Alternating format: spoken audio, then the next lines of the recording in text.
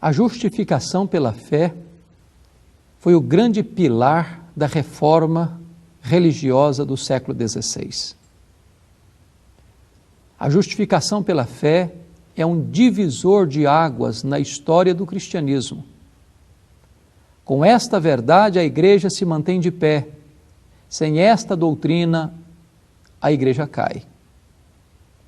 A salvação não é pelo mérito humano, não decorre da prática das boas obras. A salvação é uma dádiva de Deus, que nós a recebemos gratuitamente pela fé em Cristo Jesus. A Bíblia diz que todos pecaram e destituídos estão da glória de Deus. Não há justo nenhum sequer. Mediante a lei jamais poderíamos ser salvos, porque a lei requer perfeição absoluta. A Bíblia diz que aquele que guarda toda a lei, mas tropeça num único ponto, torna-se culpado da lei inteira, porque maldito é aquele que não perseverar em toda a obra da lei para a cumprir. No dia do juízo nós seremos julgados pelas nossas palavras, pelas nossas obras, pelas nossas omissões e pelos nossos pensamentos. Por esses quesitos, ninguém poderá ser justificado diante do tribunal de Deus. Nós jamais poderíamos ser inocentados, porque a Bíblia diz que Deus não inocentará o culpado. E todos nós somos culpados aos olhos do reto juiz.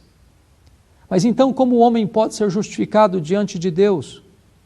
Deus enviou o seu Filho, Jesus Cristo, como nosso representante, como nosso fiador, como nosso substituto.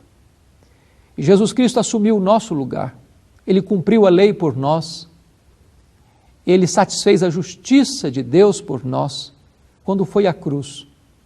E quando ele estava pregado naquele madeiro, Deus lançou sobre ele a iniquidade de todos nós. Ele foi traspassado pelas nossas transgressões. Ele foi moído pelas nossas iniquidades. Ele se fez pecado por nós. Ele se fez maldição por nós. E quando o nosso pecado estava sobre ele, quando ele foi feito pecado por nós, a lei exigiu a sua morte. E ele morreu a nossa morte, em nosso lugar, em nosso favor. De tal maneira que quando ele estava na cruz, ele deu um grande brado: está consumado, está pago. Aquele que crê em mim não deve mais nada. Por isso, diante do tribunal de Deus, você que crê no Senhor Jesus Cristo como seu Salvador e Senhor, você não tem mais nenhuma condenação. Não há nenhuma condenação mais para aqueles que estão em Cristo Jesus, nosso Senhor.